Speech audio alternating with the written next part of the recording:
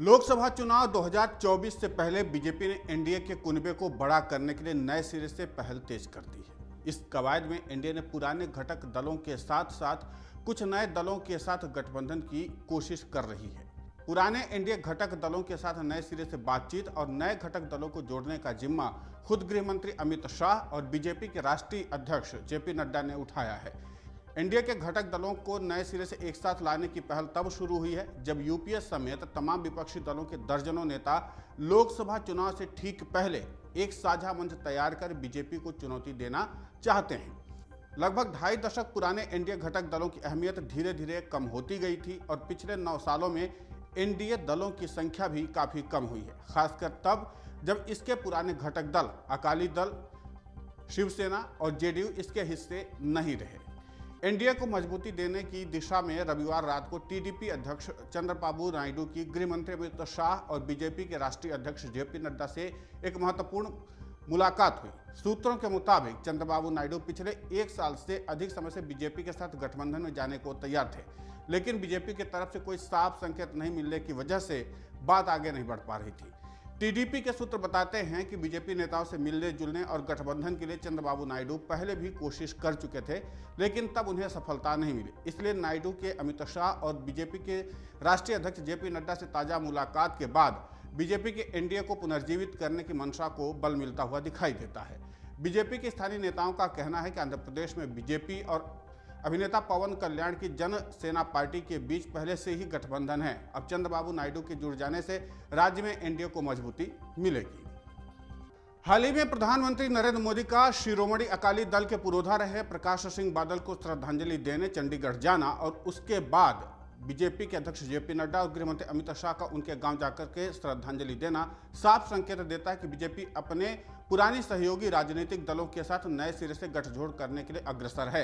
इस दिशा में पिछले महीने हुए जालंधर लोकसभा उपचुनाव में बीजेपी और शिरोमणि दल के उम्मीदवारों की हार और आम आदमी पार्टी के उम्मीदवार की जीत के बाद बीजेपी और अकाली दल के नेताओं को इस बात का इल्म हुआ है कि दोनों दल यदि इकट्ठा होकर के चुनाव लड़ते तो परिणाम कुछ और हो सकते थे, क्योंकि दोनों ही पार्टियों के उम्मीदवारों को मिले वोट को अगर जोड़ दिया जाए तो आम आदमी पार्टी के उम्मीदवारों की जीत महज कुछ हजार वोट से हुई है। पार्टी सूत्रों का कहना है कि अकाली दल को फिर से बीजेपी के साथ लाने और एनडीए को मजबूती देने की दिशा में पहल तेज की जा रही है। यहाँ एक बात स्पष्ट है कि टीडीपी और अकाली दल भले ही एनडीए गठबंधन से बाहर निकल गए थे, लेकिन जब भी बहुत जरूरी हुआ तब बीजेपी के साथ खड़े भी मिले। वो राष्ट्रपति और उपराष्ट्रपति चुनाव का समय हो या फिर चाहे संसद के नए बिल्डिंग के शुभारंभ का मुद्दा हो, एनडीए में ना रह करके भी ये दोनों दल मोदी सरकार के साथ दिखे। महाराष्ट्र में शिवसेना बीजेपी के साथ गठबंधन में है, लेकिन ठाकरे परिवार से बीजेपी के पुराने रिश्ते अब नहीं हैं। सूबे में आगामी लोकल बॉडी लोकसभा और विधानसभा चुनाव को लेकर के शनिवार की रात गृहमंत्री अमित शाह, बीजेपी अध्यक्ष जेपी नड्डा के साथ मुख्यमंत्री एकनाथ शिंदे और उप मुख्यमंत्री देवेंद्र फडणवीस की लंबी बातचीत हुई। बीजेपी सूत्रों का कहना है कि इस बैठक में मुंबई और अन्य नगर पालिका चुनाव सहित आगामी सभी चुनाव एक साथ लड़ने और केंद्र और राज्य सरकार में भागीदारी को लेकर के अहम बातचीत हुई है। गौरतलब है कि शिंदे गुट के कई एमपी केंद्र सरकार में मंत्री पद के लिए उन पर लगातार दबाव बनाए हुए हैं। उधर बीजेपी सूत्रों का कहना है कि ठाकरे परिवार के एनडीए में कमी को बीजेपी ठाकरे परिवार के मनसे के साथ गठबंधन कराकर पूरा कर सकती है। राज ठाकरे के साथ बीजेपी के नेताओं के समीकरण बेहतर हैं और इससे राज्य को भी सूबे में राजनीति में मजबूती मिलेगी।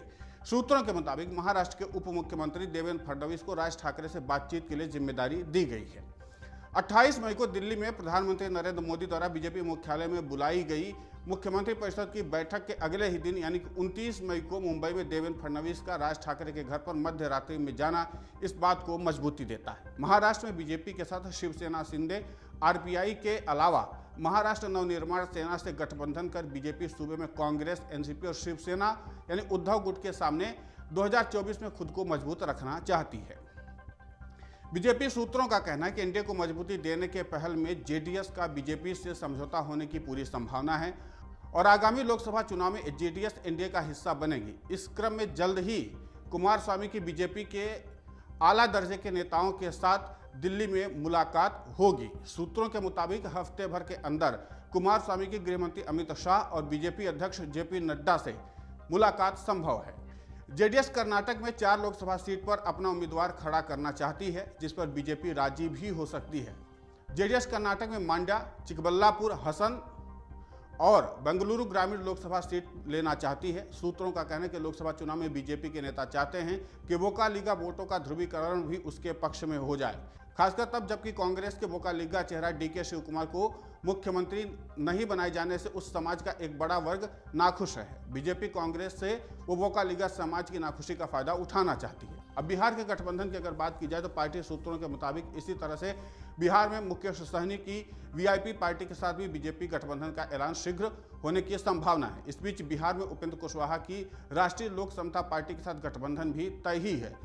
कुशवाहा पिछले 3 महीनों में गृहमंत्री अमित शाह और बीजेपी अध्यक्ष जेपी नड्डा से कई बार मिल चुके हैं। पिछले महीने हम पार्टी के जीतन राम मांझी के साथ गृहमंत्री अमित शाह की मुलाकात एनडीए कुनबे को बढ़ाने के संकेत है। बीजेपी सूत्रों के मुताबिक जीतन राम मांझी के साथ गृहमंत्री अमित शाह की मुलाकात के दौरान आगामी लोकसभा चुनाव के लिए गठबंधन पर चर्चा हुई थी। बिहार में आरजेडी, जेडीयू और कांग्रेस गठबंधन के सामने बीजेपी लोक जनशक्ति पार्टी, लोक समता पार्टी और वीआईपी और हम के साथ गठबंधन कर एनडीए को बड़ा कुनबा बनाना चाहती है। यूपी में बीजेपी और ओम प्रकाश राजभर की पार्टी सुभाषपा का गठबंधन की संभावना लगभग जताई जा रही है। बीजेपी पहले से सूबे में अनुप्रिया पटेल के अपना दल और संजय निषाद पार्टी के साथ गठबंधन में है, जिनके साथ मिलकर आगामी लोकसभा चुनाव लड़ेगी। तमिलनाडु में बीजेपी और एआईएडीएमके गठबंधन पहले से ही है, लेकिन बीच में प्रदेश बीजेपी अध्यक्ष के अन्नामलाई और एआईएडीएमके नेताओं के बीच खटास बढ़ गया था, जिसको अप्रैल के आखिरी हफ्ते में गृहमंत्री अमित शाह ने खत्म किया। विगत 26 अप्रैल को एआईएडीएमके के महासचिव ईके पलानीस्वामी की गृहमंत्री अमित शाह और बीजेपी अध्यक्ष जेपी नड्डा से हुई मुलाकात में बीजेपी आगामी लोकसभा के साथ साथ आगे भी चुनाव लड़ने पर सहमति बनाई है। साथ ही बीजेपी के प्रदेश अध्यक्ष के अन्नामलाई को आपसी समन्वय मजबूत करने को कहा गया है। तमिलनाडु में एआईएडीएमके के पीएमके, आईएमकेएम, तमिल मनीला कांग्रेस एनडीए के साथ गठबंधन में चुनाव लड़ेंगे। अब बात करते हैं हरियाणा में।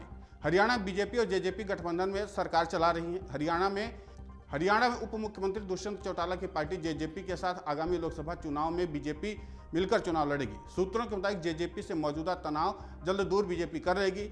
इसके साथ ही झारखंड में आजसू, गोवा की महाराष्ट्रवादी गोमांतक पार्टी, असम गण परिषद जैसे छोटे दलों को भी एनडीए में एक साथ लेकर के चलने और लोकसभा चुनाव में साथ चुनाव लड़ने का फैसला बीजेपी ने लिया है। प्रधानमंत्री नरेंद्र मोदी का एनडीए और गैर एनडीए छोटे दलों के साथ मिलकर के आगे बढ़ने के निर्देश के बाद बीजेपी अब अपने कुनबे को बढ़ाने और मजबूत करने में लग गई। खासकर नए संसद भवन के शुभारंभ के समय जिस तरह से विपक्षी दलों ने एक साथ 21 दलों के द्वारा बहिष्कार कर बीजेपी को अलग थलग करने का नैरेटिव गढ़ा, उसके बाद बीजेपी ने भी अपने पुरानी सहयोगी दलों के साथ लेने और अपने सहयोगी दलों की संख्या में इजाफा का मन बना लिया है। संसद भवन के शुभारंभ के दौरान ही सालों बाद बीजेपी ने पहली बार 18 एनडीए घटक दलों और 7 नॉन एनडीए दलों के समर्थन की सूची जारी की।